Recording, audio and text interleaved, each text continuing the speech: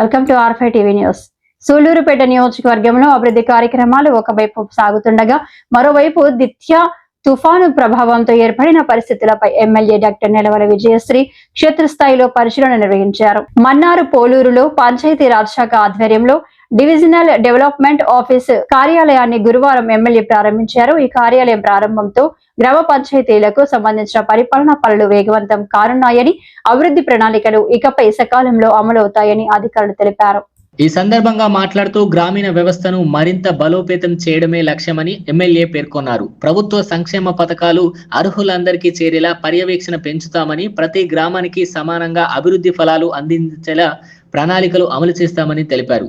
ఈ కార్యక్రమంలో స్థానిక ప్రజాప్రతినిధులు, అధికారులు, పార్టీ నాయకులు పాల్గొన్నారు. అదే సమయంలో దిత్యా తుఫాను కారణంగా సూళ్లూరుపేట మండలంలో ఏర్పడిన వరద పరిస్థితులను ఎమ్మెల్యే ప్రత్యక్షంగా పరిశీలించారు.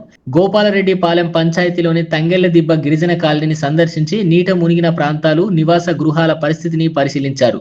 బాధితుల సమస్యలను స్థానిక అధికారులతో తెలుసుకుని తక్షణ సహాయం అందించేలా ఆదేశాలు జారీ చేశారు. తాగునీరు, ఆహారం, నిత్యావసర సరుకులు వెంటనే అందించాలని సూచించడంతో పాటు వరద ప్రభావిత ప్రాంతాల్లో పారిశుద్ధ్య చర్యలు చేపట్టాలని అధికారులకు ఆదేశించారు. 14 లక్షలు ఖర్చు పెట్టేస్తున్నారు. హార్ట్ అటాక్ వచ్చి చనిపోయాడు. దానికి బాధ్యత ఎవరు? ఆఫీసర్లు ఏమని చెప్తారంటే బిల్లు ఇచ్చేస్తున్నాం అని చెప్తారు. 130 ఇళ్ళు, అందులో అన్ని కూడా పాత పడిపోయినవే. ఇప్పుడు పెట్టుకున్నారా? హౌసింగ్ లో పెట్టుకున్నారా? ఎందుకని అంటే 97లో ఎప్పుడో శాంక్షన్ అయినవన్నీ కూడా మీరు దగ్గరుండి పెట్టించండి. ఈ నెలాఖరి ఇంకా వచ్చే నెల కూడా ఉంది మనకు టైం. మీరు పెట్టించి జియో ట్యాగింగ్ చేయిస్తే వాళ్ళందరికీ కూడా కొత్త ఇళ్ళు వస్తాయి. అక్కడ ఉన్న ఇల్లు కూడా అన్ని కూడా పెట్టించేయండి, హౌసెస్ అన్ని కూడా. అదే మా ఇప్పుడు గతంలో ఒక కాంట్రాక్టర్ కి ఇచ్చి అతను ఏదో చనిపోయి డబ్బులు తీసేసుకున్నారని చెప్తున్నారు కదా. ఈసారి అట్లా కాకుండా ఎవరైనా ఒక నాయకులు వాళ్ళ బాధ్యత తీసుకొని ఇల్లు పెట్టించిన తర్వాత మీరే అట్లే ఒక కాంట్రాక్టర్ చూసి అన్ని ఇల్లు కూడా కన్స్ట్రక్షన్ మనం ఫస్ట్ హౌసులు పెట్టిద్దాం. ముందు మనం ఏ పని జరగాలో అది చూద్దాం. ముందు ఒక అధికారిని పంపిస్తాను, నాయకులు ఇక్కడ దగ్గరుండి అన్ని ఎవరైతే పాతిళ్ళు ఉన్నాయో అవన్నీ కూడా ముందు పెట్టించండి. పెట్టించి జియో ట్యాగింగ్ చేస్తే ఆన్లైన్లోకి ఎక్కేస్తే హౌసులు శాంక్షన్ అయిపోతాయి. వీళ్ళకి అయిపోయిన తర్వాత ఎవరు కాంట్రాక్టర్ చూసుకొని ఒకరిని నేను కూడా మాట్లాడి తర్వాత పెడదాం. ఇంకోసారి ఇట్లా మోసం జరగకుండా ఉండేలాగా చూసుకుందాం. ఆ 30 ఇళ్ళ లిస్ట్ కూడా నాకు ఒకసారి ఇవ్వండి, నేను హౌసింగ్ వాళ్ళతో ఒకసారి మాట్లాడతాను కదా. ఆ 30 ఇళ్ళు రీసెంట్ గానే శాంక్షన్ అయింది అంటున్నారు. అవి విడిగా లిస్ట్, మిగిలినవి ఏవైతే ఉన్నాయో అవి పెట్టించండి అంటున్నా నేను. మొన్న నేను కలెక్టర్ ఆఫీస్ లో మాట్లాడాను.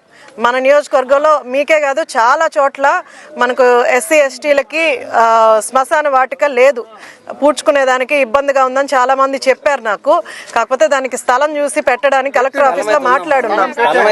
అది మీరు ఇవ్వాలి అర్జీ లెక్కన, నీకు పలానా చోటు ఉంది. సరే నేను వస్తాను. ఎస్టీ కాలనీలో ఎంతమంది ఉన్నారో క్యాలిక్యులేట్ చేసి చెప్పండి, మనం పంపిద్దాం.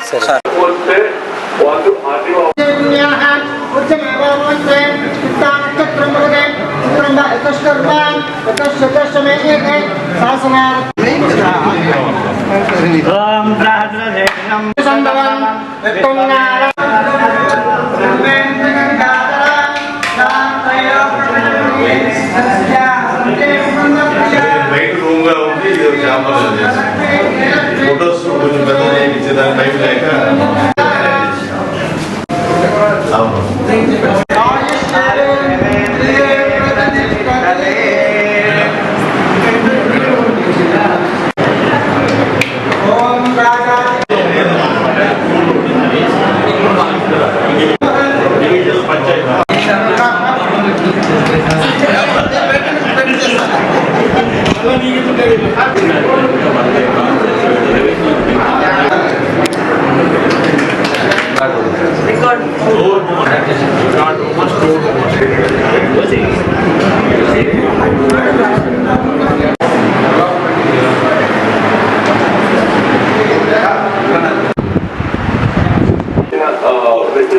GO number 57, 58 sir. బేసిక్ గా ఇంతకు ముందుకు చెప్తుంది ఏంటంటే సార్ జీవో ఉన్నారు అండ్ అదేవిధంగా పోలీసింగ్ కూడా డిఎస్పీ ఉన్నారు. కానీ బట్ డెవలప్మెంటల్ యాక్టివిటీ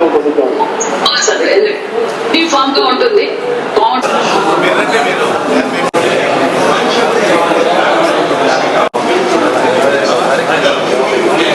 నమస్కారం. ఈరోజు సూలూరుపేట నియోజకవర్గంలో మన్నార్పోలూరులో మనం DDO ఆఫీస్ని ఓపెన్ చేయడం జరిగింది. మన ఉప ముఖ్యమంత్రి వర్యులు శ్రీ కొణిదెల పవన్ కళ్యాణ్ గారు రాష్ట్రం అంతా కలిపి 77 DDO ఆఫీసులను వర్చువల్గా ఓపెన్ చేశారు. ఇక్కడ మన నియోజకవర్గంలో మనం కూడా DDO ఆఫీస్ని ఓపెన్ చేయడం జరిగింది. ఇక్కడ DDO గారికి, అలాగే DLPO గారికి, అలాగే APD గారికి సపరేట్గా రూమ్స్ పెట్టి మనకు గ్రామీణ అభివృద్ధి కోసం ఇది గతంలో జిల్లా స్థాయిలో జరుగుతున్న ఈ గ్రామీణ అభివృద్ధి కార్యక్రమాలు ఏవైతే ఉన్నాయో NRGS ద్వారా, అలాగే పంచాయతీరాజ్ డిపార్ట్మెంట్ నుంచి జరుగుతున్న NRGS రోడ్స్ కానీ అన్నీ కూడా ఇప్పుడు డివిజనల్ స్థాయిలో DDO గారి ఆధ్వర్యంలో ఇక్కడ మన ప్రజలకు అనుకూలంగా ఈ కూటమి ప్రభుత్వం వచ్చిన తర్వాత జిల్లా స్థాయి దాకా వెళ్లకుండా ఇక్కడే మనకు డివిజనల్గా ఒక ఆఫీస్ పెట్టి ఎవరైతే రోడ్లకు కానీ అలా ప్రజా సమస్యలతో వస్తారో వాళ్ళు ఇక్కడే ఆఫీస్కి వచ్చి వాళ్ళ సమస్యల్ని, అర్జీలను కూడా ఇక్కడ ఇచ్చే అవకాశాన్ని కూటమి ప్రభుత్వం ఏర్పాటు చేసింది. అందరికీ తెలిసిన విషయమే.